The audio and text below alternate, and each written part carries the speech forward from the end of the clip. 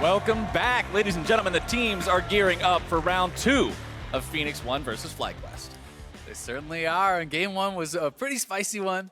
Definitely did not go the way that FlyQuest was hoping with that draft. No. And I'm not sure we're going to get to see the run back of the Ignite Maokai support. Yeah, maybe, but at the same time, you got to be thankful if you're going to be playing solo queue at any time this week, because that means everybody's not going to be locking it in saying, no, trust me, I saw this on LCS, it's going to be fine. See, once it loses, you don't get as many of those. Yeah, I'm pretty okay with that. I actually got blasted by a support Maokai the other day. It didn't feel good. This is why you're not an LCS, Azale. This is why we're That is the only reason. Yes. Of course, that is what This separates is why, the, because you can't take down the support Maokais. Yeah. Only plays within the meta. But speaking of playing within the meta, FlyQuest did not do it in game number 1, but when we heard from Lemon last time after the Mordekaiser was successful, he said, you've got to be able to play the meta as well. Yep. So maybe we're going to see a little bit more of a standard rotation, a standard draft from FlyQuest this time.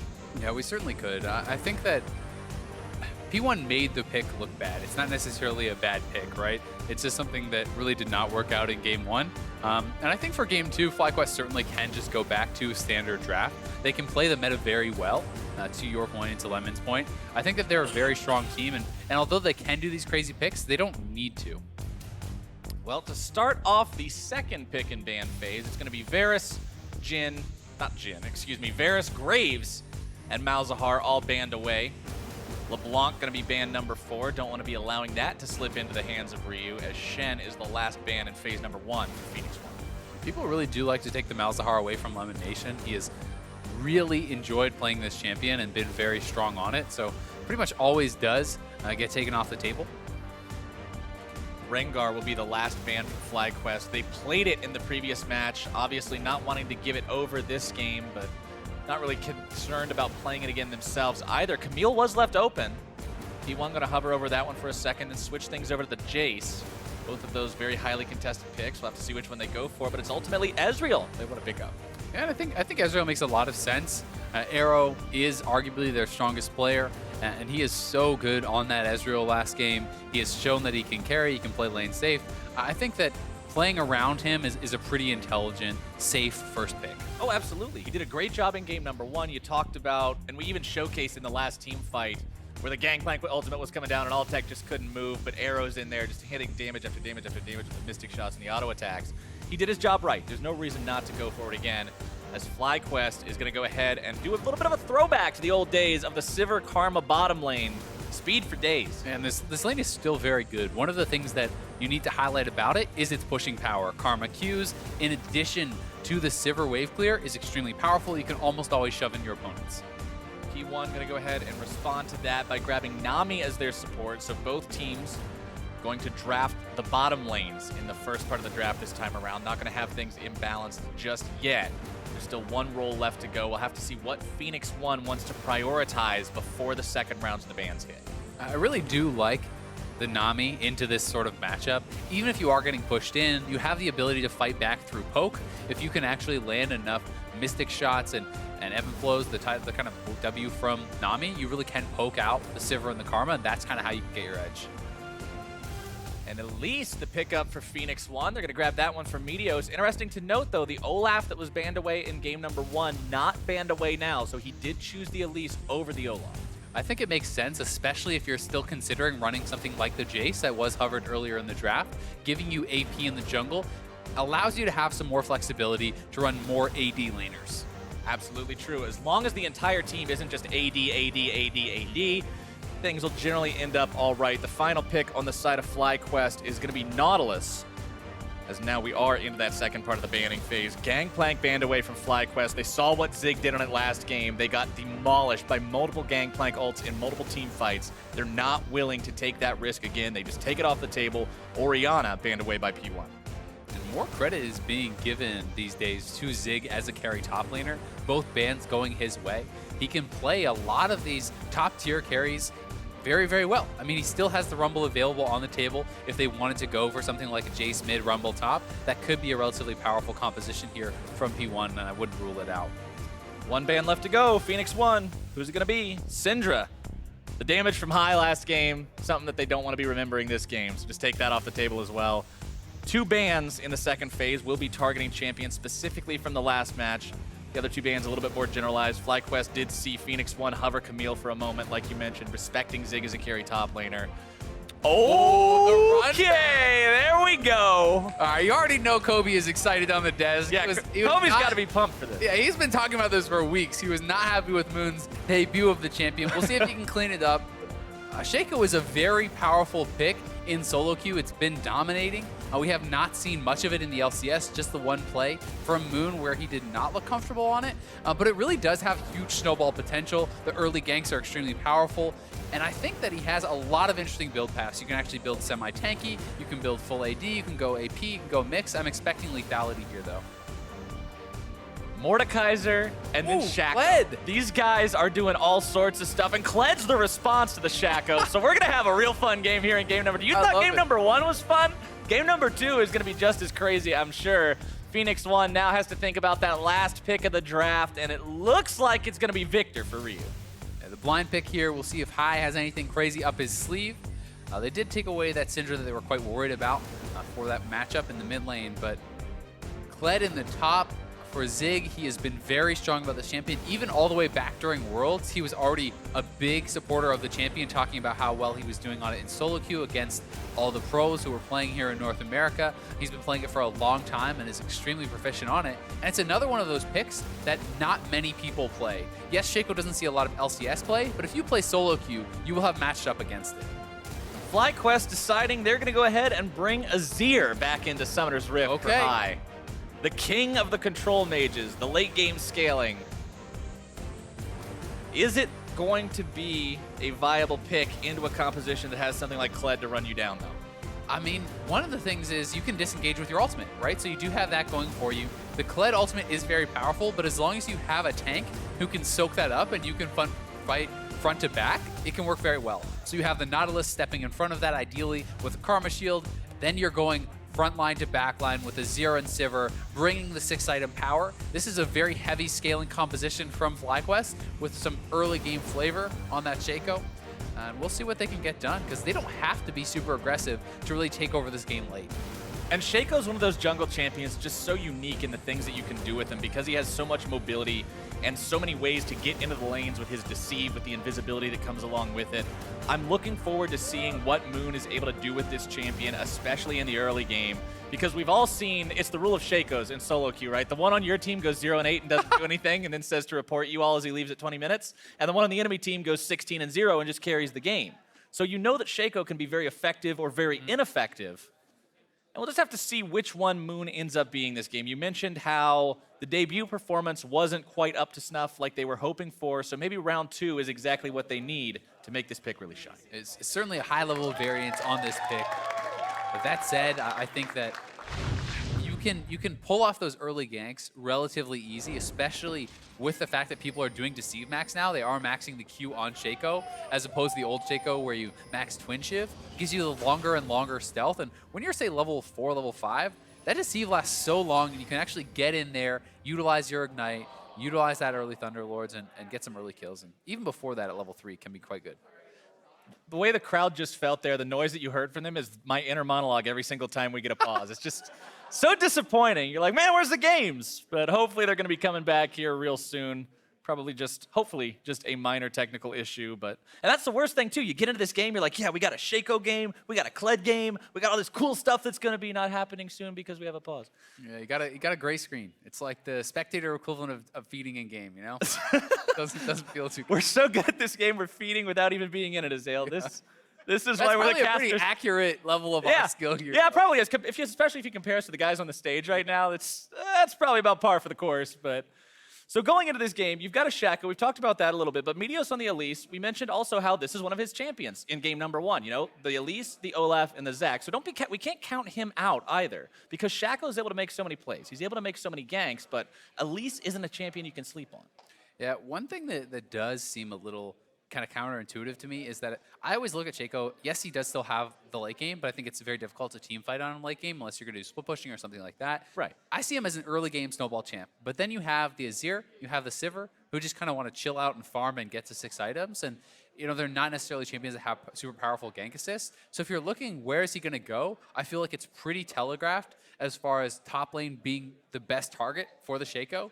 And that means that Meteos can also set up a camp there and look to kind of counter gank. So there are some mind games going in, but it's a little bit tough for as far as gank options. And if both junglers do end up around that top side, Kled is a champion that can be very, very deceptive in his strength, especially in like a 2v2 small skirmish type of scenario.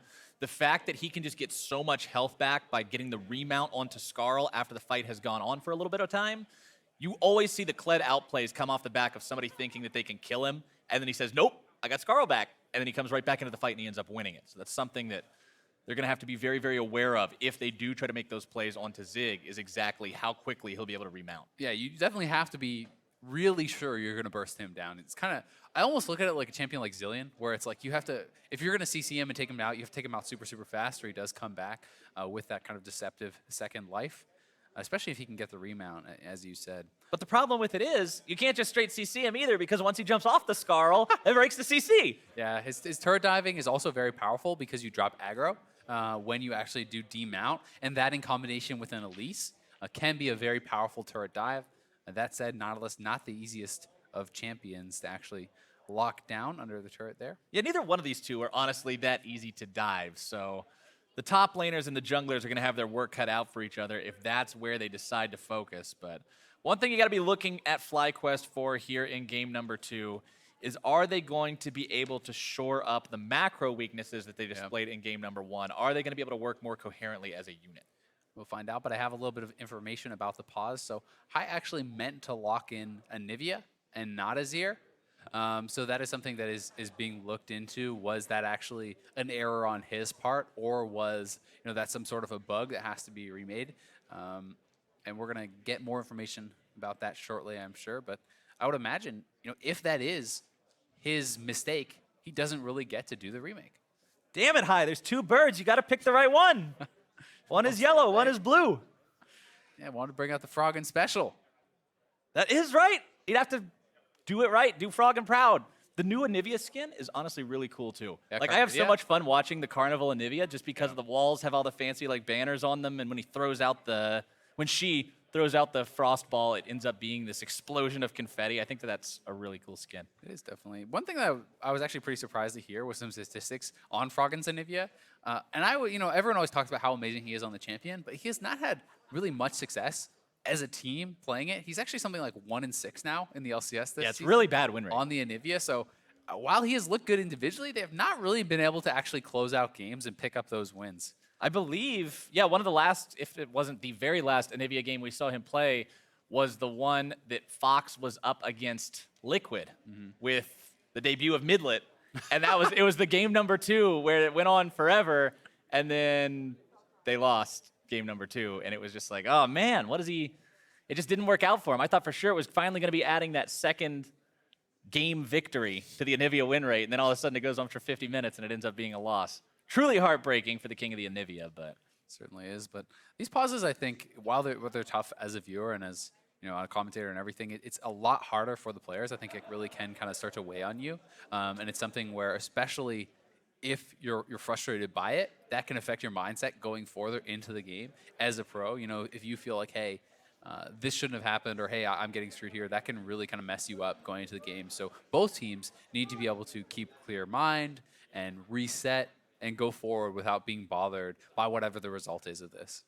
Yeah, I mean, I feel pretty frustrated when I'm playing solo queue and somebody dodges the lobby 4 times in a row and you have to sit there for 20 minutes waiting to actually get into your solo queue game. Imagine the kind of pressure that's on players who are actually here competing on the stage in a real close contest for 3rd place, and they're saying, we want to get into this game, we're into the right mindset, we've got this plan, and it's like, wait, hold on, you got to wait 10 minutes, you got to wait 15 minutes, you got to wait however long this is going to be for us to figure this problem out. It can really be jarring for keeping yourself with that right momentum. So I did get an update. We are actually going to be remaking Champ Select, it seems. And Champ Select will be the same up until the last pick. So Hai will be able to select whatever champion he did intend to do. It wasn't an accidental lock-in of that Azir, and I'm assuming we will then see the Anivia, which he originally intended to select. All right, you heard it from the man himself, ladies and gentlemen. Going to be jumping out of this game and into a new one with a champion select that repeats every single pick except for Hai. So we'll have to see if it is the Anivia or if he decides to go with something else. However they decide to play this one out, that is going to be the path we're taking. Yep, so a little bit of a reset there, a lull in the game, but it is going to be the same picks for P1 entirely. The only thing that can change is actually that last pick, so they will very likely go through this pretty quick here into Champ Select, and hopefully we can get this game underway.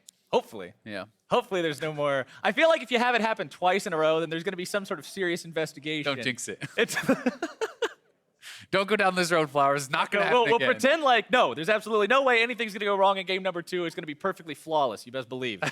Now you jinx it the other way. No, You've we're gone not too far. jinxing it the other way. We got to try to keep hope, keep motivated, stay positive, man. Positivity, it's important. Well, I'm feeling pretty positive about this game. I'm very excited. I want to see Moon with a good showing on the Shaco. Definitely a lot of people are pretty excited to see this pick finally work out.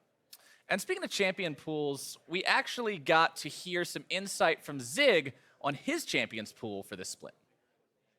I think there's definitely a place for all these off-meta picks, especially if other teams aren't prepared, like haven't practiced against them a lot. But yeah, a lot of these champions that people haven't tested too much actually have good matchups versus some of the meta stuff right now. So I actually think Cled's really, really good versus Renekton and Rumble. And I think like other regions are playing Gragas a lot too. So there's a chance for everything. Like also Maokai got nerfed, and I'm not sure if Shen got nerfed, but there's like the main stuff, like some of the mainstays in the meta have been getting nerfed lately. So yeah, I think the weird stuff is gonna hit the meta soon. I'm excited to see it. I mean, Gragas, I've actually been seeing in other regions a lot in the jungle. It is kind of nice because it can be flexed to top, but I've seen it in EU, LPL, and LCK all in the jungle this week. And when the weird stuff becomes meta, is it really the weird stuff anymore? At that point, we just end up getting this entire jungle. This is a it's not philosophical question, Flowers. I cannot answer this. I'm not equipped. It's a philosophical question. It's supposed to just say, if everything's the meta, is anything really the meta? Or can you just pick whatever you're comfortable with? You can do whatever you want. You mind. can even pick Skarner. Now see, there's my dream. There's the dream right there. A world where you can pick Skarner. Hey man, Clearlove did it. He played it last year. Ambition played it too. There you go. There was a couple people. Yeah, there was like Skyforce 1. He popped off. Yeah, see? Sometimes you can play it and not have somebody threaten to report you in lobby. Your but pro dream is alive. The other 9 times out of 10, you do have somebody threaten to report you in lobby. So a little bit of an interesting time with that one. So should be jumping back into game here as soon as we can manage to get the thing set up, the players, lobby set up. The players all have to be... They're just given a moment here to kind of reset or grab a drink or do whatever. Sometimes when we do have these breaks, the players want to run to the washroom or grab some food or do whatever, talk to their coaches, that kind of thing. So we'll have an opportunity to at least get a bit of time before the game does launch. But I believe we are going to be moving pretty quickly into this. Should be in the next minute or so. And then we're going to have to find out, which of these kind of off-meta picks is going to perform better. Is it going to be the Kled showing up, the Shaco showing up, and will FlyQuest be able to push this to a game 3? Because for P1, they looked very dominant in game 1. And I think someone that we haven't really highlighted yet is actually Stunt. The debut for him, I think he looked fantastic. And he was, one of the candidates for player of the game even. He only had 1 death, involved in 17 kills. He looked very strong on the Thresh. Yeah, did a great job on it so far. And one thing that I've kind of been thinking about as we're sitting here in this pause, you've got 2 unorthodox picks. You've got the Shaco, you've got the Kled. That's just a little bit of extra time for these teams to think about, how do I want to approach this? How do I want to deal with that? Because if it just gets picked and then you have like just the initial reaction to it, it's not nearly as good as having a little bit of extra time to step back and think, okay, well, maybe if we do this, it's not going to be that effective, especially for a champion like Shaco that's generally regarded as such a snowball. Yeah, definitely. And I think one of the big things that teams will be looking to do against someone like Shaco is deep vision, right? That's more important because you can engage from a further range. It's kind of like the old Rengar ultimate when you would talk about that. You want to be able to ward him out before he goes into his deceive, or you will not be able to actually react, right? So having a little bit deeper vision, being able to know where the Shaco is going to go, and really showing respect to those early ganks, because he can pull off powerful lane ganks as well. With the deceive, the ignite, the early power of Thunderlords plus ignite, and the Shaco's burst, it's pretty powerful. Yeah, as long as you can kind of keep an eye on him, because obviously people who play Shaco, somebody who's got enough experience and confidence on the champion to lock it in on LCS like Moon does, is going to know usual warding spots. They're going to know how to get past the usual tricks that laners are going to use to keep themselves safe. So you've just got to be thinking one step ahead of that and making sure that you're preemptive towards that. Just like you said, playing versus a Rengar or playing against versus something like an Evelynn where you ward the camps instead of the lanes to make sure that you can keep an eye on where she's at. just these small adjustments you have to make that'll give you that much more of an edge against this particular champion. It really is big, and I think that something that's pretty interesting about Shaco that has developed with his build is that a lot of players in solo queue actually skip their jungle item completely and go straight to a Duskblade. That actually gives you the ability to know if you have been warded out because it has the kind of internal sweeper, the old Raptor buff, where it triggers on wards. So Shaco can very safely approach. You're always going to be able to get the proc from the Duskblade with the extra true damage in your deceive as well. So it has very good synergy there. It makes his gank approach very safe, and he has incredible burst if he can actually get the backstab off with the true damage plus the proc from the Duskblade. Plus, considering you're maxing the deceive, that means the cooldown goes down by that much more. And in the middle of the fight, when you deceive again, the Duskblade proc. Yeah, it's pretty nice. So those combined, of course, the natural trickery of the champion, the jack in the boxes, the clones, all sorts of ways that you can manage to outplay your opponents and just get that extreme damage in there to be the assassin that he's meant to be. It's definitely one of the cool things about the champion. Something I've always enjoyed about him too personally is the fact that he has so much build flexibility. There was actually builds going around on live where people were going even Sunfire first and things like this. It actually had a very high win rate, even though it seemed pretty strange. People do Protobell builds into Gunblade and kind of hybrid builds and AP builds and full AD builds. So there's certainly lots of ways to play it. I think that if you do go the Duskblade full assassin type Shaco, it certainly becomes very difficult in the late game to play those team fights, but you can always go off into kind of split push type setups. We are back into Champion Select now for the remade Champion Select. Remember that the players and teams are going to be locking in identical champions for the first time you saw this song and dance, with the exception of the final pick from FlyQuest will be allowed to be changed to whichever mid laner they deem appropriate for high. Yeah, so everyone's just going to be going right through this very, very quickly. And I'm assuming we are going to see the Anivia from high, as that is what he intended to pick first time around. But that said, I'm not sure that he is actually locked into having to do that because it was the accidental selection of Azir. Everything else going to be exactly the same down to the order. Sometimes you see things like this happen and they just end up locking in the same champions, but not necessarily in the same order. This time it's point for point, man, exactly to the letter. These teams were doing it as a carbon copy up until this very last step. All tech locking in the Shaco. This is the part where we go, oh man, look, it's a Shaco. And then coming up is the part where we're going to go, oh man, look, it's a Kled. Do we have to cast the champion select the same because they have to lock it in the same? Because they have to lock it. I feel like we've already failed if we. Yeah, we've already failed if we had to actually do that because we're kind of we've gone off the rails completely. Kind of just lollygagging our way through here now, waiting for this final pick. All right, here. Now's the one we're actually paying attention to. Drum roll, please.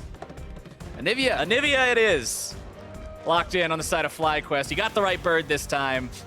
Or 56 seconds away from actually jumping in. So how do you compare these two picks? What do you think the Anivia is going to bring that the Azir will not? I mean, I think that there's more early game power. There's safe wave clear. I actually think that there's kind of higher playmaking in combination with some of these picks as far as using the wall for early ganks. If you want to actually attack mid lane, I think that something like a level 3, level 4 Anivia, that's a lot more powerful gank assist than the Azir was, right? So I think that's one of the big changes. This to me looks like a lane you can attack.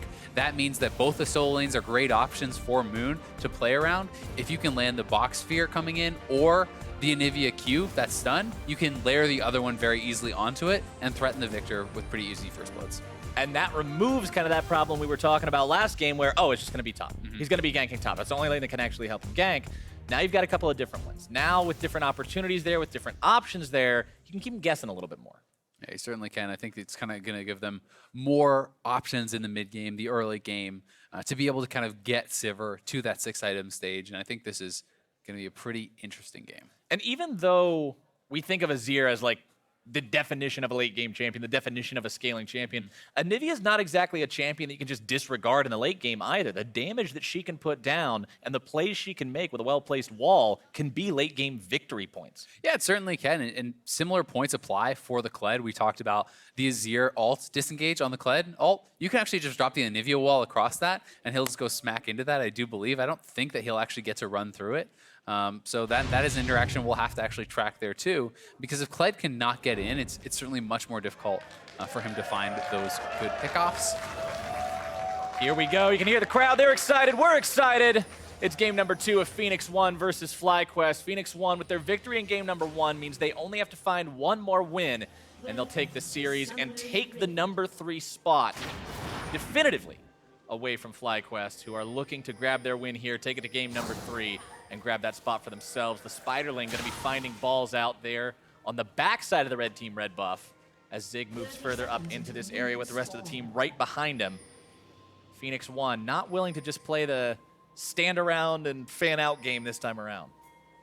And Moon has actually elected to change his summoner here, so he is playing with the exhaust, and he was allowed to do that because there was the pick change. All players were given the option to actually switch up their summoners, and he had chosen the Ignite because he thought that would work better in combination with the Azir, whereas he feels more comfortable playing with that exhaust alongside Dianavia. Interestingly enough, that still will be the one exhaust on their team because Lemon Nation has opted for the Ignite on the Karma as well. So one thing to keep in mind is in that bottom lane 2v2, it's going to be Ignite versus Exhaust on the support. So a slight difference away from what we would normally expect to see there. Yeah, definitely a little bit surprised to see the Ignite on Lemonation. I'm not sure that this is a lane where they can actually have that sort of kill pressure, but it may simply be opening up the option to target bot lane as well, right? Anytime you have Ignite, you have higher kill pressure. We've said, hey, top lane looks like it has pretty good gank assist. Mid lane has pretty good gank assist. Now if you have a Karma with the Ignite plus Exhaust combination is extremely powerful for any early gank. So that may have just opened up a third lane for him to kind of go for an attack. Very clean early jungle start there from Moon, dropping the boxes at both camps. The one little box died before he ever got to do anything, but the other boxes all did their jobs very well, so... That box did its best, Flowers. That box did its best. Some boxes just aren't cut out for the job. Ball's going to be caught by the bear trap on a rope, and Zig jerks him right back into the fight, but there's not really any fight to be had at level 1, so Zig's just going to do whatever he can to harass him for the time being. And both players are going to try to posture, zone each other off of CS, really kind of contest that as much as they can, and we'll track this in the bot lane. Is Ezreal and Nami able to push them in and really poke out the Sivir and the Karma and get an edge there? Or will the Karma and the Sivir be able to shove out and really kind of control the wave through their superior pushing power? Right now, Ezreal and Nami are having a very nice time in this lane, shoving their opponents back. Yeah, 13-5 in CS is really not a good spot to be for FlyQuest early on. Luckily, it's still only the first couple of waves, so they're going to have plenty of time to fix that up as the game goes on. Meteos is clearing through his own jungle, as you can see there. A ping coming out from Moon into the enemy jungle on the backside of the red buff, showing that he's going to be moving up towards there, kind of seeing if he can find anything. Meteos still just clearing out those Raptors. Ryu eating a lot of damage. He's actually wrapping around bot side. They have been pushed up. He's going for this early level 3 gank. We'll see if he can pull it off. In goes Moon now. This could be very, very effective with that Ignite ready to go. Stunt looking to get himself back. Exhaust and Ignite come down, but it won't be finding the kill. Arrow looking to find even more damage onto Moon. Arrow's jumped into this. Meteos is here. Forward. Lemon Nation going to be brought low. Meteos looking to come in, maybe find the kill if he can, but Lemon Nation getting himself back. P1 tries to find the counterattack, but it won't find any more success. The initial one did by Fly. A couple summoners actually blown for both teams there. The flash critically was used for stunt, but he still has this exhaust, Ignite, and heal all used for FlyQuest. So very tense plays here in the bot lane, and Meteos is actually looking to wrap around. He has come through the Dragon Pit. He's going for the return gank, and Shaco is not here. Flashes are up for All-Tech and Elimination. Other summoner spells are not. Meteos wants this damage if he can find it, and All-Tech is going to be first-blooded. All-Tech just sees no way out for himself there, not even going to commit. The flash tries to turn and get a kill onto Arrow, does not happen. And once again, it's P1 striking first in the bot lane. And there's some of that decision-making that we talk about when we talk about Meteos. He's been away from pro play for a little while. The game might have changed up a little bit, but he still knows those basic rules of jungling. When to come back, when to make your play, who's going to be vulnerable. Yeah, he certainly does, and he's playing the Elise so well. He's a guy who's been playing time and time again, and Elise is able to continuously go for these ganks. He's very healthy, you have a great clear, has double buffs, and knowing Shaco was chunked out, he felt confident that this would not be counter ganked. So easily moves down, picks up first blood for himself, and Meteos has been off to a great start both these games. 1-0-0, feeling pretty good about game number 2 here. As Zig going to be eating some damage from balls, getting himself back now, doesn't want really anything else to do with the fight now that he expended his abilities. One thing to actually track here, even though that looked like a bad trade for Zig, he has not TP'd back yet. So when you are in this position where your opponent TPs first, you generally want to trade out your health as a resource, force them to use potion charges, get as much damage as possible, then you base at low HP and TP back into what is hopefully an advantageous lane for you. Meteos will now be skrittering towards this top half of the river, throws down a control ward to just kind of keep an eye on whatever might be happening. Considering that's a control ward, he'll also be making sure that Moon's not able to put any vision down in that area without it at least being detected at the start. Wants to try to keep as much of an eye on this guy as he can, like you were talking about, putting the wards in those unorthodox places, just trying to see him a little bit further out before he comes. Meteos behind high here, though. He has no idea. I might be in some trouble. Flash gonna be used. Here comes more damage coming in. Thunderlord's gonna be procced up into the air. He goes. And Ryu and Meteos should be able to scramble this egg nice and easy. Meteos 2-0. Commits the flash, but an easy kill there for P1. And Meteos is just off to such a great start here, even committing to a more aggressive jungle enchant because of this. He goes for the Skirmisher Saber, not looking for the warding, he's looking to fight.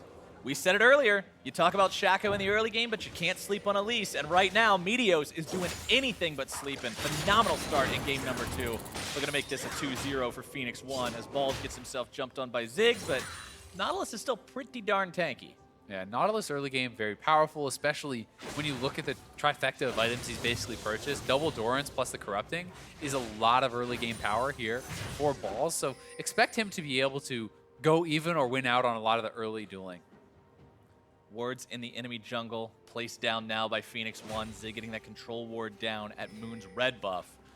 And if Meteos is hanging around the area when that respawns, I can guarantee you he's going to have the edge in that 1v1. Yeah, he certainly is. With the extra gold, with the Skirmisher Saber, that's going to be pretty massive. And nice little chunk onto Arrow, but you have Nami. Nami allows you to trade aggressively with the E and a Tidecaller's Blessing. You can get healed back up, no problem. And that in combination with a fantastic Ezreal player who's hitting those Qs constantly in lane makes it a pretty difficult lane. 61-50 in the CS, so still a solid lead being built up by Arrow over his counterpart right now. Other biggest difference in the game going to be that 70-50 lead for Balls' Nautilus over the Kled. And we can track now that Moon is picking up the Tiamat, so he's not rushing straight towards a Duskblade or doing anything like that.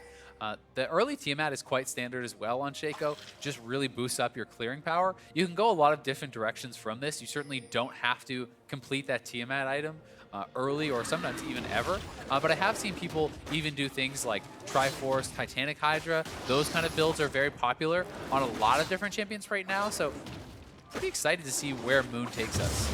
Moon grabbing that red buff also gets him level 6. That is one thing about Elise. Your level 6 isn't exactly as impactful as a lot of other champions' level 6s, so Meteos not going to be feeling as good about it as Moon is, but we'll have to wait and see if he can actually make any big, tricky plays off the back of that ultimate. And he is going to be feeling good about the fact that he had warded out Shaco on that red. The pink ward doesn't get cleared. They know exactly where he is. They can anticipate where he's going to go because of this. And we will see if Moon can get anything done. One of the great things about the ultimate is it allows you to solo out the dragon. You actually have the potential to take down Rift Herald pretty easily too, because your clone can proc the damage onto him. It looks like they're setting up a fight here in mid lane, but Meteos is lying in wait. High and Moon making the play onto Ryu. Ryu goes down before he can find any sort of a counterattack onto High. Meteos is not there in time. And that is the play we talked about, setting it up, the advantage of the Anivia over the Azir. You land the stun, it's followed by the fear, vice versa works too, and now straight to that dragon. So he's gonna make use of his ultimate early, executes on a gank, and finally is getting something done here on the Shaco. Shaco can be so very effective at doing these because of the tanking power of that clone. Just throw it right in there, he's dragon food, but you get the objective, that's what matters. Exactly, you stay out on the map, you're able to get that backstab off constantly, and Balls is in trouble here. Zig still has the ultimate.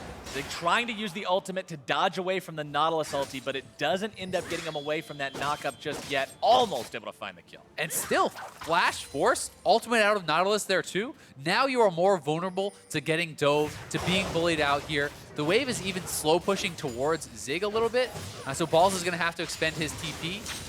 We'll see what Zig can do in the following stages of this lane.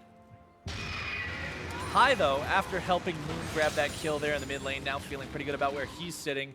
Tier up and running, so he's going to be charging that. Catalyst the Protector also completed to build towards that first big health item that he needs. And the red buff is actually very nice, even on Anivia, just simply because of the HP regen. So even if you take some trades there, like this, as you fall out of combat, you get the bonus HP regen, and you can kind of more comfortably stay around in lane because you have so much mana from the Catalyst plus the tier, and now your health is a little bit more safe.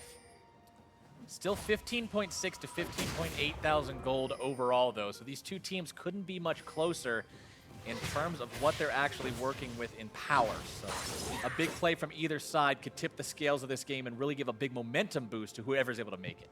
Definitely could. This is not like game one whatsoever. Both picks, the Shaco and the Kled, have looked pretty good so far. You know, and it's not something where there was this massive requirement for them to snowball in the early game. They actually have a pretty well-balanced composition for the most part. They have their big tank in the top lane. They have AP, they have AD, they have a hyper-scaling AD carry. So there's lots of ways for FlyQuest to win this game, and likewise for their counterparts, FlyQuest. Right, we're not playing the Mordekaiser game anymore. We're not playing that you gotta win early or you're not gonna win at all.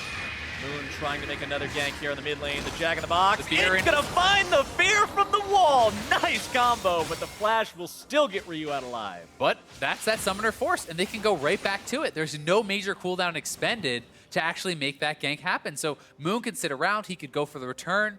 Even if he doesn't, Ryu has to play with the respect that he could be looking for it. Moon gonna be heading towards the bottom side. He'll walk over a control ward on his way down here. Let's go ahead and take the time to clear this out. There's no way that Stun and Arrow can do anything to stop him. Meteos hanging around the enemy jungle, seeing if Moon's going to be coming around, or maybe High tries to make his way up there, but won't find anything. May just actually delay the base here from High. That's what he's going to go for. And that alone is pretty annoying. High doesn't actually have his TP. Thankfully for them, the blue buff is coming up. So if High can be donated this blue buff, it's not as big of a loss. And they are looking to actually set up a pick here onto Meteos. Ooh, couldn't get it. Not getting the stun. Meteos repels out. High makes his way right back into the mid lane, clears away the minions as well as he can, but the ultimate drop from Ryu just stun him pretty far up here. Stun.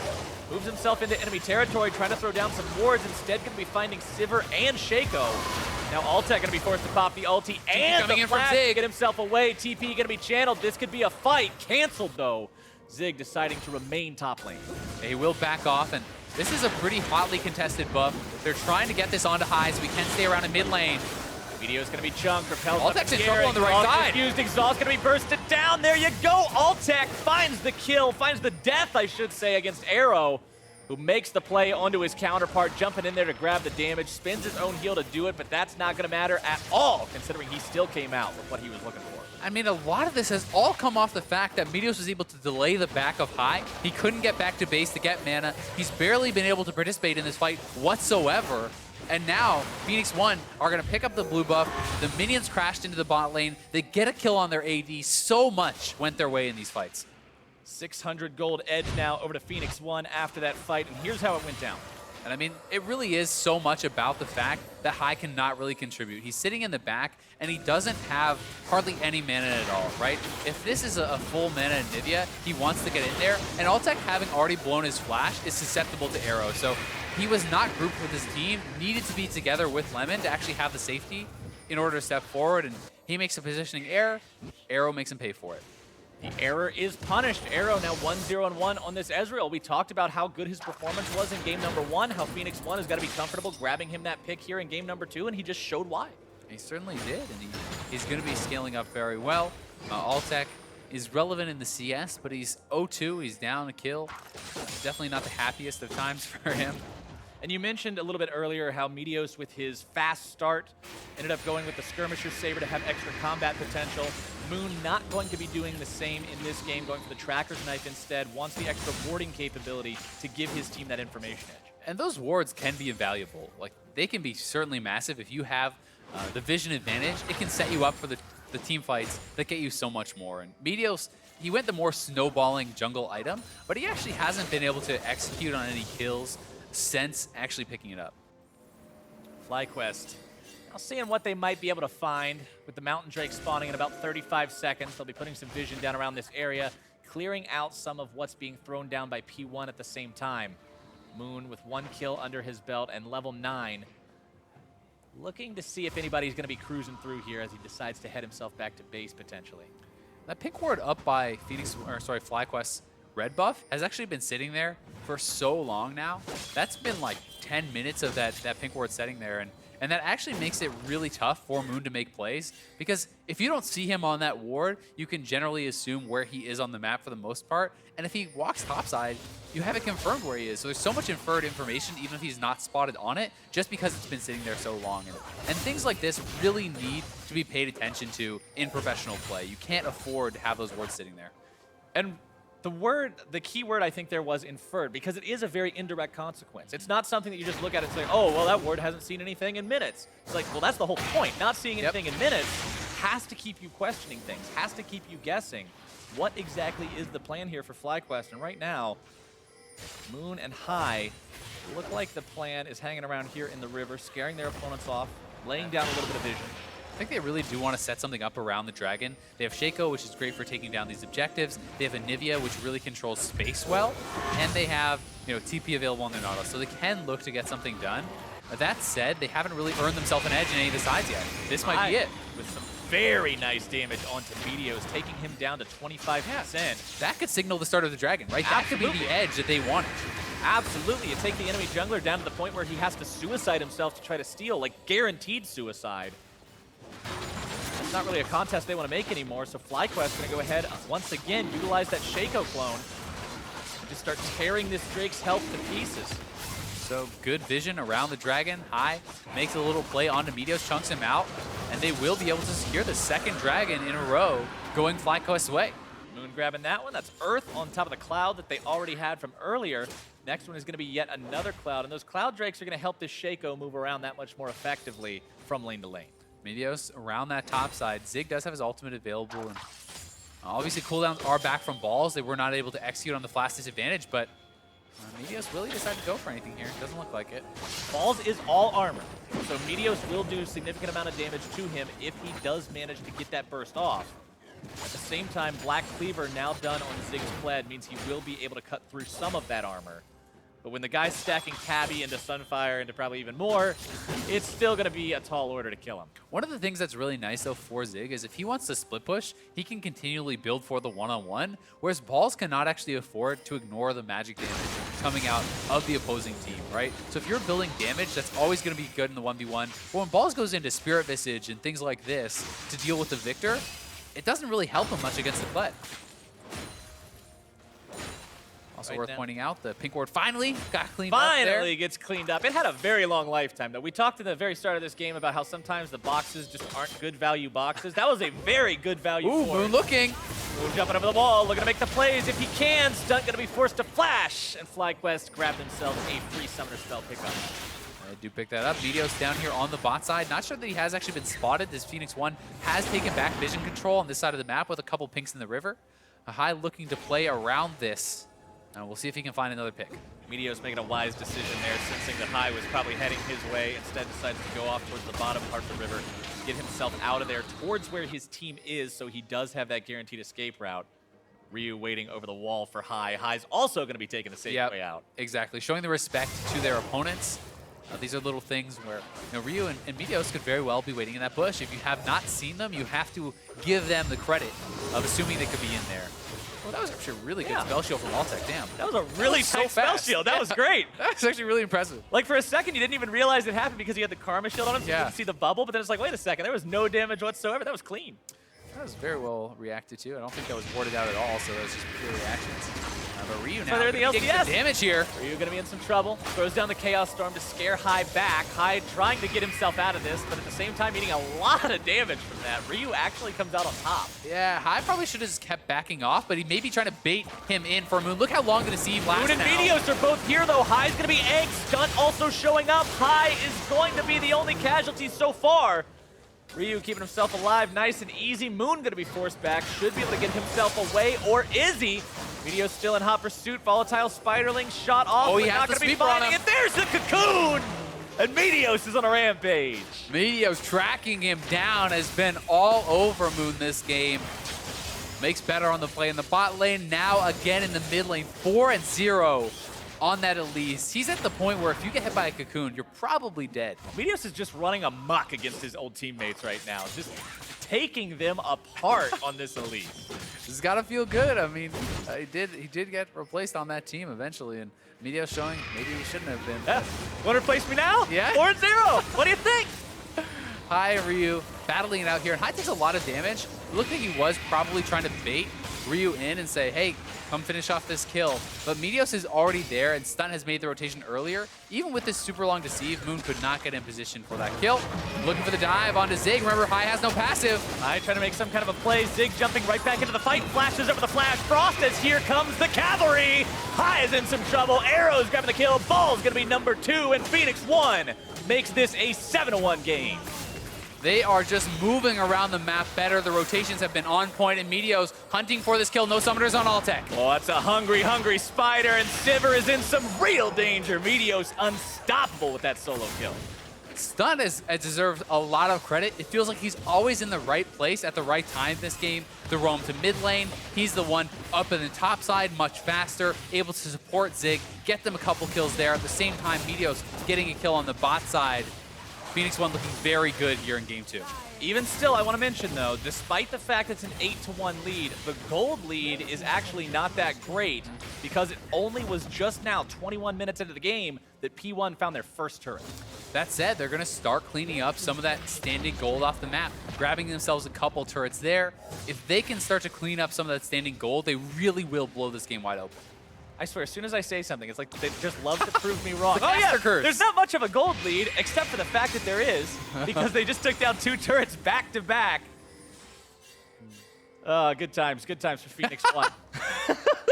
3,500 gold lead now, up over FlyQuest, who are now consistently playing off the back foot, going to be giving up territory all across the map. Went from a 0 turret game for Phoenix1 to a 3 turret game within about the span of 60 seconds. So that gold lead now very ferocious. Iceborne Gauntlet done for Arrow, going with a defensive option this time.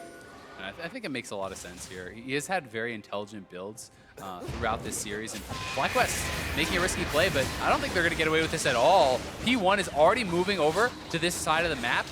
Stun does not see them inside the pit. There's no checking being done. Have they pulled it off? Arrow now sees it. All right, Baron is down to about 1/3 HP. The Shaco clone's gonna be the thing taken low. Baron's gonna be secured. Moon grabs it, but they've already lost Hai. Are they gonna lose anything else? Arrow goes over the wall. Full man mode, baby! Double kill! Can he make it a triple? Yes, he can! Arrow going off! FlyQuest sneak the Baron, but Arrow is there. He cleans up. 5-0-2 now on the Ezreal. And it's all about how much Phoenix1 can get back. How many turrets can they knock down with the core of FlyQuest off the map? Arrow knew what he wanted to do right there, taking that Kled ulti, just going all the way over the wall. And now he's going to be the one who helps his team grab that that fourth, I should say, turret there in the mid lane. The first one in the second tier. Phoenix1 might have lost the Baron, but they're making sure that they get ample revenge from it. Now going to be looking for the 3rd Drake of the game, the first one for their side. And one thing to say for FlyQuest is they have been losing control of the map, and at least they have taken away the Baron from their opponents. It's a pretty heavy cost to do it, as they give over 3 kills, they give over the turret, and they give over the dragon. But they can kind of go into turtle mode here now, right? You have the Sivir, you have the Anivia. That's something you can look for. But this said, if Arrow did not check this, like if he waited another second or two, FlyQuest probably gets out clean. Instead, Arrow has the sense. He sees everyone's missing off the map for quite some time, goes in extremely aggressively, cleans up 3 kills, and he's going to be so powerful in this game once again. And talking about breaking the Sivir and the Anivia defense, the other shining light for FlyQuest is, hey, they can't get Baron, right? Can't get Baron if they just got it. So FlyQuest, even though they don't get to have the buffs on a lot of their players now, there's still no possibility for Phoenix1 to take it. Yeah, exactly. Looking for a red buff steal there was Arrow, but was already gone over here onto Moon. And definitely going for a bit of a different build here. He's going, Warrior. This Phage, I'm a little bit interested to see if it's actually going to be something like a Triforce, or if he is going to build into the Black Cleaver. He does have the Ruby Crystal. The Ruby Crystal makes me assume it's Black Cleaver, but I'm a little bit surprised by that because I don't feel like they really need the armor shred here. Maybe just wanted to get some CDR that was a little bit more affordable. Well, I mean, the only tank on the enemy team is going to be the Kled, but Kled's normally more of a bruiser, more of a health stacker early on. I mean, the armor in his inventory right now is a Ninja Tabby. I don't really think that's Black Cleaver worthy, but this we'll have CTR to see. is still very, very powerful, right? Allowing you to deceive in, deceive out, have more of those boxes and kind of move around and be very disruptive. So that is certainly something that he will be getting for building into it. And also just a little bit more tankiness, right? You get some health. And you have the ability to stay alive a little bit more because he needs to show respect to the fact that Meteos and Ryu can both essentially one-round him with these spells, especially now that Lichbane is completed. Ryu can pop Altec, High, or Moon very easily if he catches them. Moon almost walking into that trap, instead spots it out with a well-used sweeper. And we do also have to remember the Black Cleaver does now give more health than it used to, so comparing it to the Trinity Force option, it is more appealing for those defensive stats. As opposed to where they pretty much used to be equal. I think Trinity Force was 250, Black Cleaver was 300. So not much of a difference in the olden days, but we're not in those days anymore. It actually does have a bit of an impact now as P1 is setting up a death trap, and Moon is going to be walking right into it. No way Deceive is getting you out of that one. Meteos is going to be soaking a little bit of damage from High, but considering he can just repel up into the air and then get healed by Nami, no big deal. P1 just has full vision control now. If you look at the top side of FlyQuest Jungle, that's 4 P1 pink wards up there. They really have fully controlled this, and that allows them to get a pick like that. So Phoenix 1 playing the vision game extremely well, now going to take down some turrets, and they could potentially continue to push here. This could be a monstrous amount of momentum going away of Phoenix 1, grabbing turret number 5, a 6,500 gold lead, and getting themselves out. No casualties attached. Not at all. 12-1, the scoreline there. FlyQuest, I mean, they're definitely down in gold, but the scoreline almost makes it feel worse because just none of the fights are really going their way. And even just morale-wise, that can be pretty tough. But this is a team where you can at least hope for that late-game scaling type stage for Altec. That said, Sivir is pretty low range, so even though you can get this super powerful 6-item stage, if you can't actually get the auto attacks because you're being zoned out by people like Meteos and Ryu with the Victor ultimate and laser, you can't make use of your damage. Right. It's a less exaggerated version of the problem that Altec had on Mordekaiser in game number 1. Range can be a real issue, especially when you're up against somebody like Ezreal who's effective from 1,000 units away through Mystic Shot. Yeah, exactly. And that's the strength of Arrow here on this composition. Already has his Lord Dominic, so he's at the point where he can punch through balls on this tank pretty easily, especially in combination with the Black Cleaver. They're going to have the percent armor pen from the Last Whisper, as well as the armor shred of that Black Cleaver. And High getting himself caught out. The burst coming down. A little bit more will egg him out, but instead he gets away. The burn's still ticking onto him, but it's not going to be doing enough until True Shot Barrage flies through. Moon's clone going to be going down. High comes back to life. Gets value out of that egg, but meanwhile, bottom side, Zig's going to be continuing this split push against Balls. P1 wants this final tier 2 if they can find it. The Victor Laser going to be making very short work of these minion waves. Meteos finding the Cocoon and a little bit of burst onto Moon as well. The Laser's going to be sidestepped, the minion waves cleared out, and FlyQuest maintains the defense. Yeah, FlyQuest really has to stay buttoned up very tight here. The other big concern, and the real concern for them, is in 1 minute's time, how do you get out on the map and actually get vision back on the Baron, on the Dragon? How do you contest those objectives when you're so corralled up in your base? And they're looking for a pick here onto Zig, but he is onto it, very quickly backing off. Just gets himself on out of there, doesn't want anything to do with that kind of trouble. And of course, if he does get into more trouble, the ultimate can also be used to try to get him away to a more safe spot. Yeah, so before those Baron and Dragon objectives come up, we're going to have to see FlyQuest group up, look to contest for vision, move up, get some wards around those objectives with Moon. Ooh, that is bad news. Meteos just hanging out in the enemy jungle. This is his map, man. Yeah, I mean, you got to move in as a team. You cannot afford to do that by yourself for Moon. I mean, he walks in solo, face checks Meteos, and Meteos gets an easy kill there. And now they're not going to really be able to establish vision before the buff comes back up. Baron will spawn before Moon is even up on the map. Phoenix 1 has full vision control. They can rush it. They can look for picks. They can do whatever they want. Meteos looking to make the play on High. Not going to be finding it at the start, but the tidal wave still coming through. Stunt grabbing the kill of all people. Meteos did most of the work, but Stunt's the one getting the extra little bit of a number on his scorecard. 1-0 and 8 now on that Nami. A phenomenal game on support for him. We talked about how we wanted to see him step up. We wanted to see what he could do on this Phoenix 1 roster, and he's working some magic. He has looked great, but a lot of credit to Meteos there. knows the full limits of his champion, flashing in on a full HP Anivia, diving him under his tier 2 turret there, and cleaning him up. And now they have the Baron, and really the means to close out this game. And this is what I'm talking about. Where is Lemon? Where is the rest of the team? Why are you walking in by yourself when you have not had vision in this jungle for so long? Like, you cannot do that. You need to show respect to the other team. And now P1 threatening the dive will get an easy turret. Cavalry charge. Ball's going to be forced to flash up the wall. Zig once in. And FlyQuest, they're going with them. Instead, they back themselves off. Don't want to bite off too much more than they can chew. Tier 2 goes down instantly. Tier 3 now the target. FlyQuest either holds him here or they're in for a world of hurt. I don't think they can. I mean, Hai has just respawned. He's not there quite yet. Now it does get into position to try to wave clear out, but with Zig able to even move over to mid lane and start pushing in some other sides, could be tough, but FlyQuest looks confident to just go straight 5v5. Look at how much damage Balls has taken. He's supposed to be the tank. Azale, he's going to be exploded, but Moon is first. Dominating for Arrow. Balls still barely keeping himself alive. Zig going to be taken low. The Boomerang blade pops the GA. Meteos with his first death of the game as FlyQuest steps a little bit too far forward. But Arrow's still very healthy. It was a trade of kills. They could stay around. They are going to elect to play it safe. Back off for now and get their wave control back on their side. I mean, bot lane pushing for FlyQuest does help them.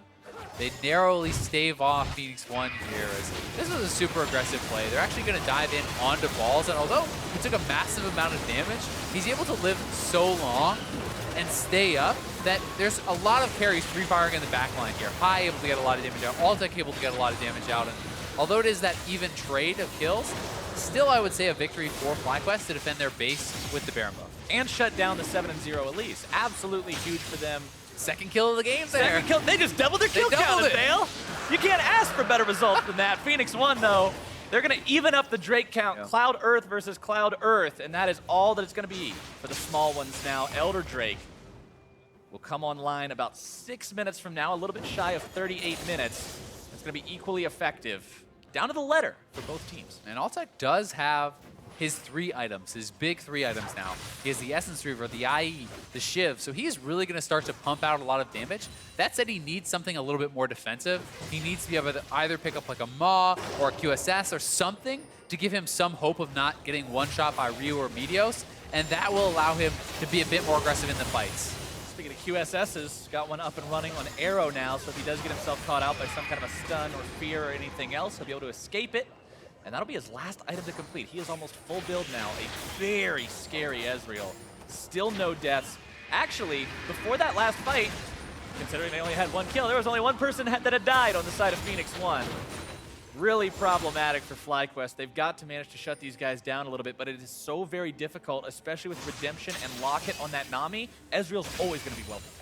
Yeah, he really is, and there's so many threats, right? Zig, Meteos, and Ryu are all massive threats, which opens up Arrow even more to play aggressively, to be someone who gets ignored in these fights and really take over. P1 with Baroned up minions still available, now going to be looking for bottom lane. Seeing if they can lay siege to this turret, but the Baron's about to expire. FlyQuest has done a great job holding on through the Baron. They have such a wave clear, and they're using the Anivia especially well in conjunction with those walls and the Sivir wave clear. Everyone is playing it pretty tight, and the fact that they didn't give up the Baron there buys them quite a bit of time to continue scaling. The next big threat is obviously the Elder. Will they move out and try to contest that, or will they just turtle up again and be too afraid of these picks? Standing against a P1 team that has both Baron and Elder is going to be very difficult, if not impossible. The question is that a lower win rate chance of just going out and contesting it yourself? Yeah, I mean, can you afford to actually walk out, even as a group, and face check P1? Do you win that fight? That's the question you have to ask yourself. You can move out as a 5-man squad, but if they're all waiting, do you win? Probably not at this stage of the game with the big gold advantage over to P1 and so many powerful carries. So, you know, FlyQuest has to weigh their options, and they're very good at making these decisive choices in the late game, but super risky either way. And look at all the boxes that Moon is keeping up as frequently as possible during this defense, making sure that if anybody dives from FlyQuest, it's going to be straight into a bunch of those. Oh, look at Altec. The ult gets dropped on him by Ryu. Victor ulti used. Moon's clone going to be taken low, killed off. I think Altec actually spell shielded the initial ultimate there, so stopping a lot of the damage does keep him alive, but that is one of their big wave clears pushed out, and he needs to get back to base, heal up, and get back to mid lane where Arrow is pushing in, and he could crack this turret very quickly. Luckily for FlyQuest, they've got another big wave clear in that Anivia. High able to keep the top lane going, able to keep the mid lane going, just drops the wall so there's no more Mystic shots heading his way, and the FlyQuest Miracle defense continues. You saw the Baron power play plus 917 gold. That's pretty underwhelming, honestly. Yeah, it's really not that big, and the further the game goes, the less the gold lead matters. But that said, this is a 10,000 gold lead. This is still a massive lead and very much in the favor of P1 with big objectives coming up, full vision control on their side. It is in their hands to close out the game, but FlyQuest does have great tools to stall a game like this out. Truly do. Baron up in a little bit over 1 minute, and then Drake will be up about a minute after that. So these two could be taken almost back to back, and then that double buff threat could be very, very real, especially with Baron being the first one. That's the way you prefer it, since it is a much longer buff in terms of duration. Yeah, there's just two sides of the same coin there. It can be easier to take the Baron if you already have the Elder too, because of the combat power. So you can look at it different ways, and different teams are going to prioritize it differently. You know, I think a safer Baron can be sometimes very valuable, so maybe you just get full vision control around the Elder, you try to take that down, then you use that to force a fight around the Baron or something like that. Because if you concede both global buffs, it's almost impossible to defend your base. Absolutely. We'll have to see how Phoenix 1 ends up wanting to play this one out, because all the decisions are pretty much up to them at this point. FlyQuest is purely reactive. That's a great point. It really is about that. And Altec actually going the more aggressive route, I think in this situation, it certainly can be defended. He goes for the Lord Dominix instead of a defensive item because he's saying, you know what, I could build a QSS or a Maw here, but I will not get through the tanks. I will not deal enough damage for us to win the fight anyway. So this way, he must be on point with his spell shields. If he misses a spell shield on a key spell like a Cocoon or Victor Ultimate, could be the game, but Could be GG. Right, P1, that one right to the Baron. P1 trying to start this up, 2 men strong. There's just no chance. FlyQuest is way too late to move out on the map, even if they wanted to. And I don't think they had any intention of even trying to contest this buff because they have not moved from their base whatsoever. They know what has happened every time they face check their opponents. But the question becomes, can you give up the Elder too? And if you do, is there really any way to hold on against the Elder plus Baron? And that question's going to be bearing down on them a lot quicker than they'd like it to. 20 seconds from now, Elder will be live. P1 still hanging around the top side of the map, though, looking to see if they can push this up any further. P1's also going to take that down very, very quickly. Yeah. So if FlyQuest wants to respond to it, they're not going to have time to inch their way out. They're just going to have to go. Yeah, I think they've pretty much already decided not to contest it. The only world I see in which FlyQuest grabs that is if they can get kills here in this Baron defense and then transition that over. But Arrow can start to get a little bit aggressive here. Every auto he gets with a Sheen proc onto that turret will do massive damage. Look at Zig, he's just ignoring him. Zig does not care. I mean, what is Ball's going to do to you? He's not really doing any real meaningful damage. Jousts away, gets himself back. High looking to come in, maybe secure a little bit more here. It's a 2 versus 1, but Meteos is looking to join the fight. Top side, Phoenix 1 still going to be repelled. Such impressive wave clear drafted by FlyQuest. It really is, but you cannot have High and Altec in all 3 lanes. And Balls cannot hold on for much longer against Zig, it does seem like. Phoenix 1 may back off and go towards the Elder, but they have TP'd Zig back in, so I think they're going to try to make a push for this turret here. It's so low. All they need is a couple of auto attacks. 2 or 3 will seal the deal. Ryu getting himself out of the way of the Flash Frost. P1 wants this if they can. Zig's able to make it happen. The base is open. The tidal wave is out. FlyQuest really needing to be careful here. If they take a fight in open ground and overestimate their abilities, it's game over. It's series over. Mid lane tier 3, now the choice for Phoenix 1, trying to crack 2 of these lanes open while Baron buff still persists. They've still got about half the time left on it. That's plenty. Yeah, it just doesn't feel like they can delay any longer. Zig can push in on this inhibitor turret. A second one goes down. They're onto the inhibitors now. A Fly cannot delay forever. They're going to have to choose their moment.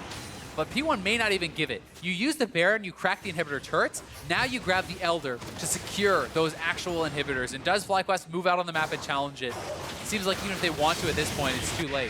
Yeah, once you have this, you just walk into the enemy base, say, if you want to defend these, you've got to fight us in open ground. And it's just not something that FlyQuest can do. FlyQuest has really just played a beautiful game around vision. It feels like they got the advantages and they have controlled their opponent's options, limited them in such a way that it feels like there's not really a right response for FlyQuest. You can't face check. You also can't just sit around and give up all the objectives for free. So what are they supposed to do? How do they win here? At the same time, you really gotta love everything that Phoenix 1 has done about this game. Because Phoenix 1 have made this so successful. They've been having to ram their faces into the wall of this wave clear for the past 15 minutes, but they haven't thrown. They haven't done a stupid dive. They haven't done anything crazy. They lost one person in the top lane. Now they're looking to make the play. High gonna be taken low. Zig coming in from the side. The cavalry charge completes. Ball's gonna be soaking some damage. Zig is attacked, but what is it even gonna do? Ball's no GA. Moon into the back line, but I don't think that Shaco is fed enough to do a whole lot of anything. Stun's gonna be going down first. Zig having to flash away, trying to keep himself alive. Zig is very low. Looking to build back that courage, try to get Scarl back online. Inhibitor falls in mid lane, gonna be targeted now in bottom lane as well. Arrow and the rest of Phoenix 1 looking to just smash this base. Moon did get out though, he stayed alive, did escape with that GA.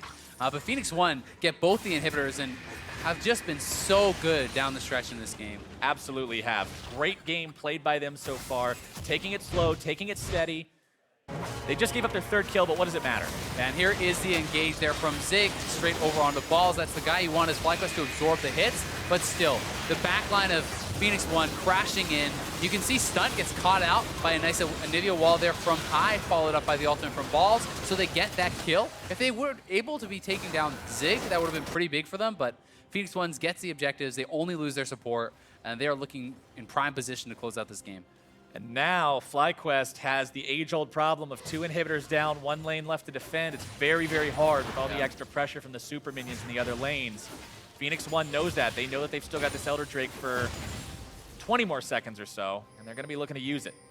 It feels like as long as Phoenix 1 play it slow and safe, push in all the sides as they have been doing, it's very hard to lose from this position. And they have played the later stages of the game so well, controlling vision, not really giving FlyQuest options, as we had been saying. So I give them a massive chance to win the game on this push.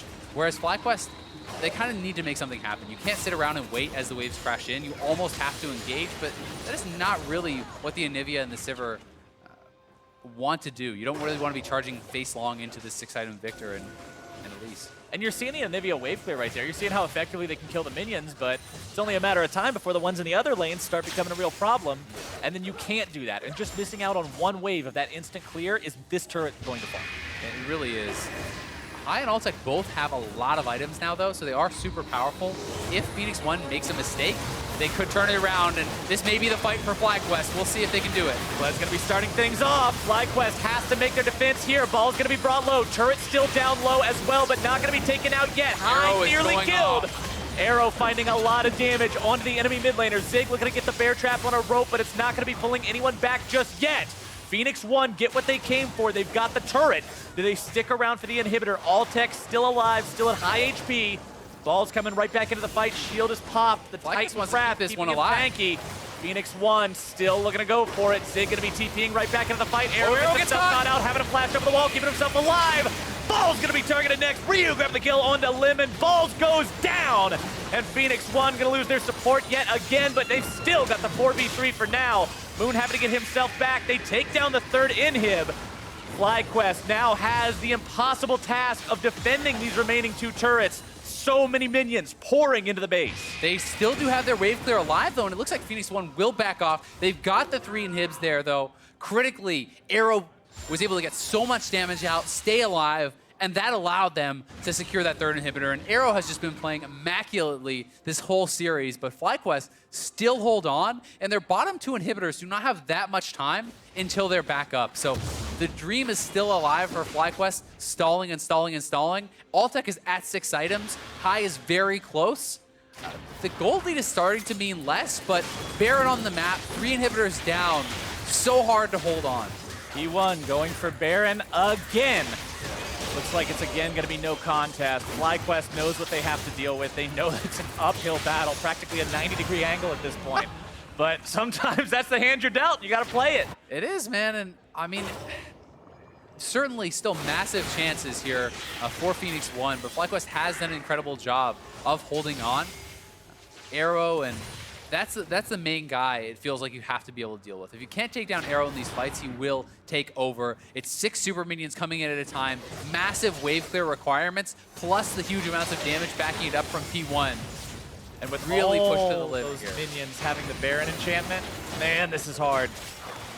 Yeah. FlyQuest needs to not only hold the minions, but hold them pretty far up, so as the inhibitors respawn, they can hope to keep the inhibitors alive. They can't afford to just have them instantly die once again, but they are getting pushed back. They don't have the damage to actually keep out on their map. And you constantly got to be dodging these lasers and mystic shots as well. Yeah. The poke is serious from this Phoenix1 team.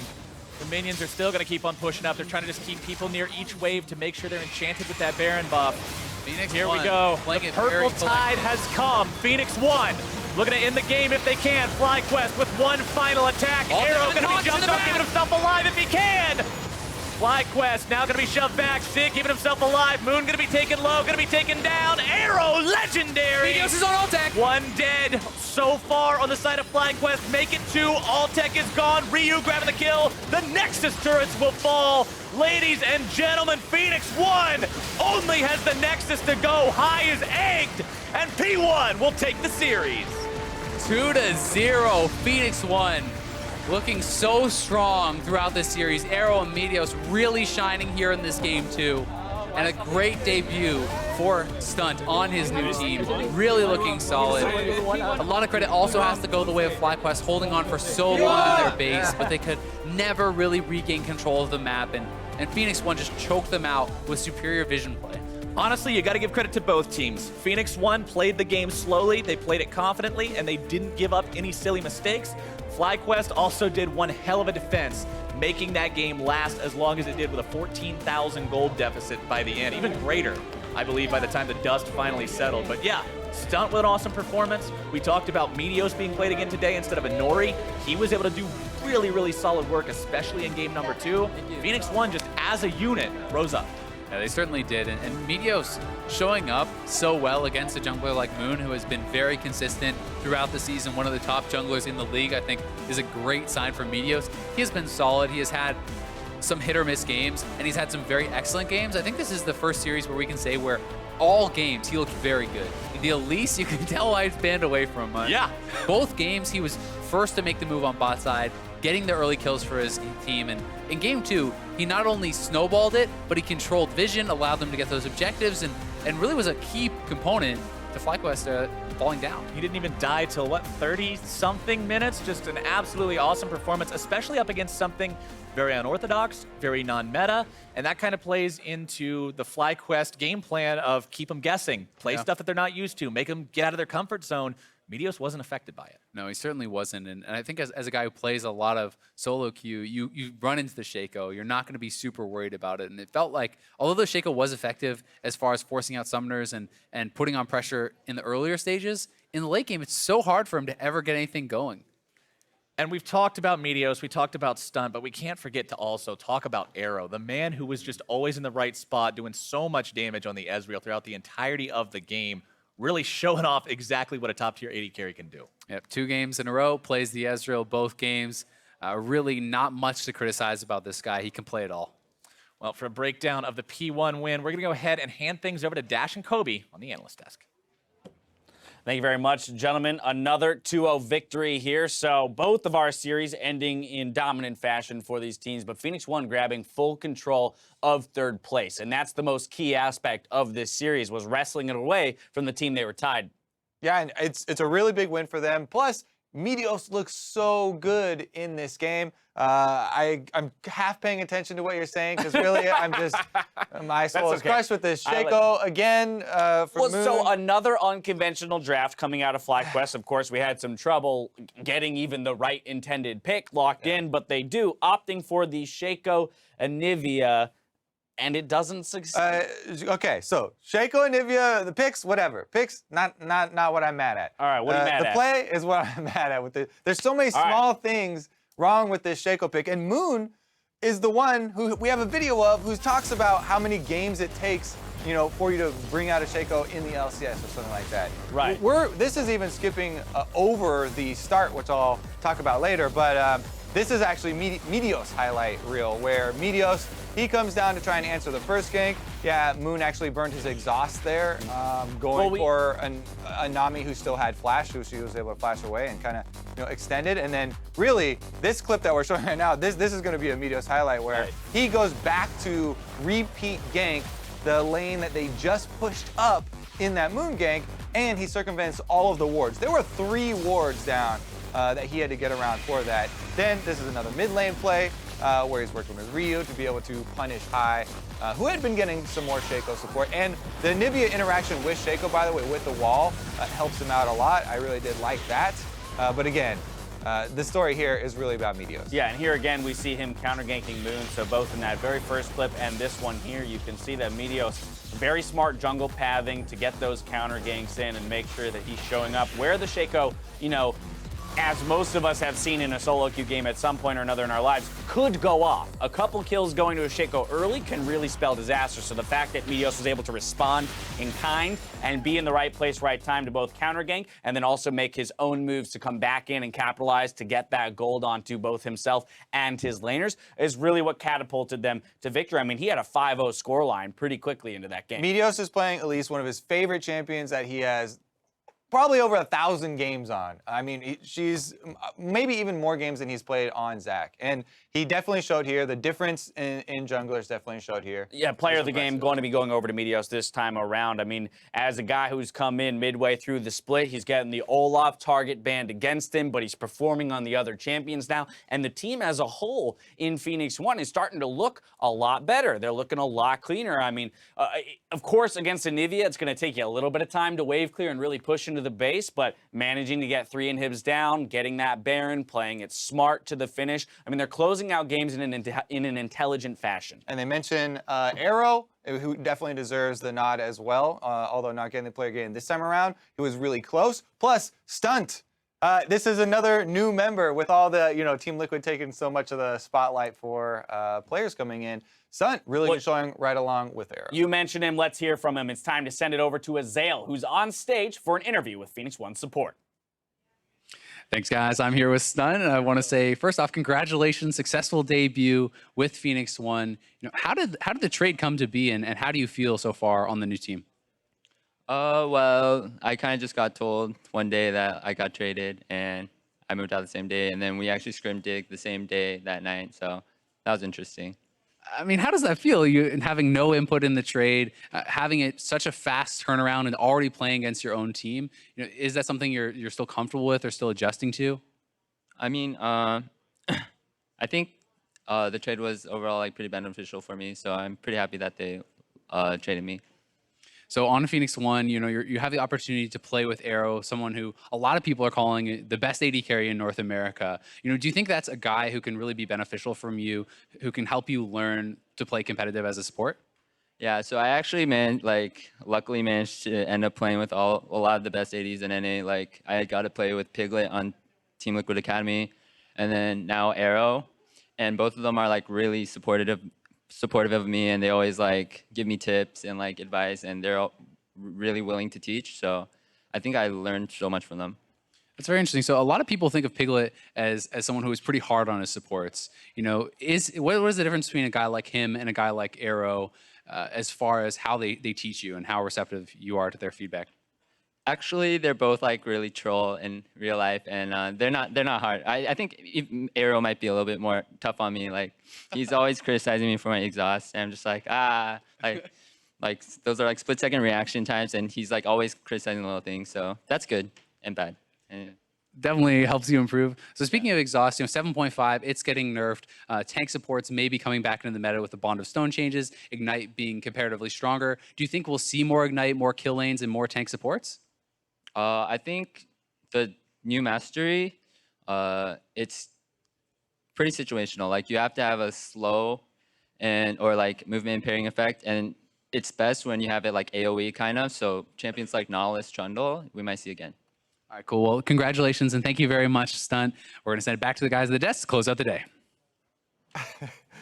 Thank you very much, Azale. It's good to hear from Stunt, who, as it was mentioned, was a front runner for player of the game, at least in that first game, putting up a couple solid performances here tonight, you know, finding himself officially on a starting roster for an LCS team, not just a sub anymore. Yeah, you know, told that I've been traded, and next day I move out, now I'm on a starting roster.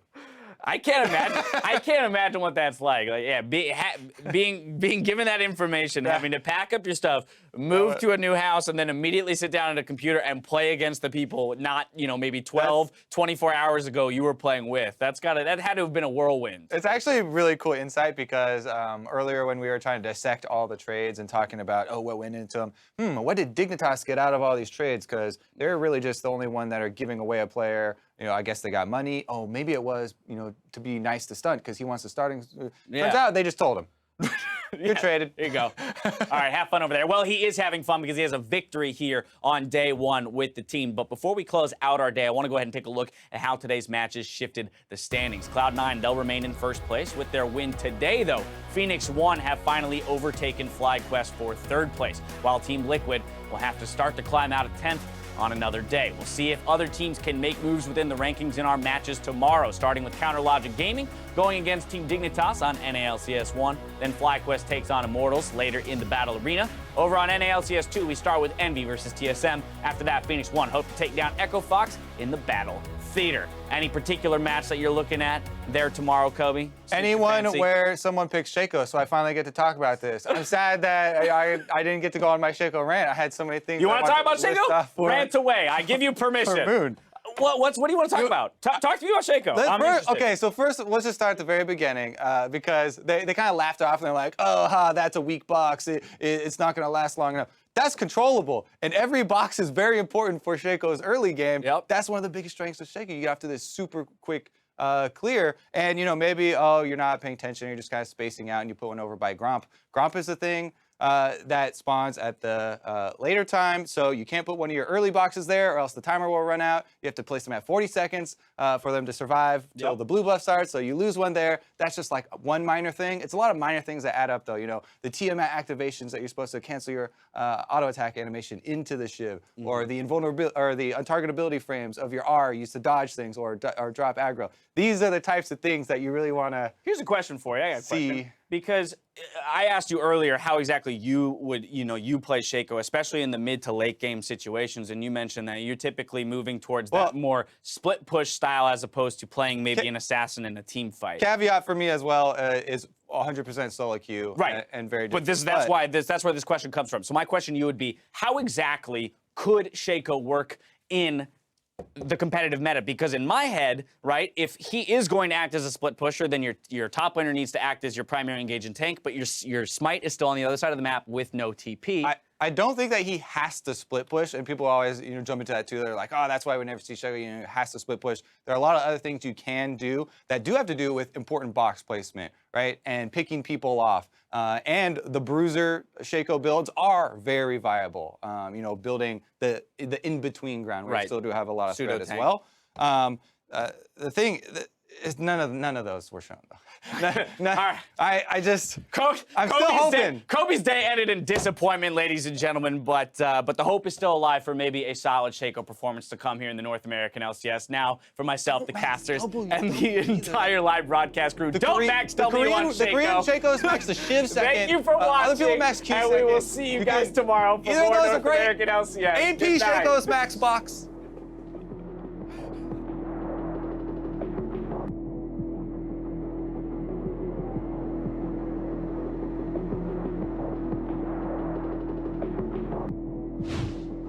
Big news hit the LCS this week as Doublelift is back and about to hit the stage with Team Liquid. Week 7 of the North American LCS starts right now.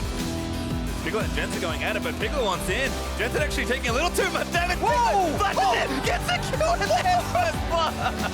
Kill him, kill him, back, nice. Just back to back, leave away, leave away. Good job, nice shot, nice, woo! Good shit, guys, good shit. Jensen gonna commit for everything else here. Piglet flashes out, Matt follows, but then Jensen with another kill. Now Doublelift gonna get himself chased down. Phase dives back in, slaps Matt in the back, it's sneaky. He's gonna look for the snipe. It's close, Matt, oh! Doesn't get two, but he gets one. Right over falls down. Mantra E, 3 seconds, 2, 1. Mantra E, Mantra E, Mantra E, Mantra E. Don't flash. Cloud9 complete the sweep. Cutie is boosting garbage. I mean, really, it could happen to anyone. Ball's now making the roam onto Ryu. Oh, Ryu getting himself stunned up. Chain CC looking to come in. The burst is down, and Balls has the kill for himself. Meteos in the pit. He's got the smite available. No chance for a steal. Instead, Balls just going to be giving himself over as free money to Phoenix 1, who are now 9-5. 4,000 gold up. I might be in some trouble. Flash going to be used. Here comes more damage coming in. Thunderlord's going to be procced up into the air. He goes. And Ryu and Meteos. Yeah, he did. Oh, Okay, good my job. friend. Sorry. Arrow goes over the wall. Full man mode, baby. Double kill. Can he make it a triple? Yes, he can. Arrow going off. And P1 will take the series.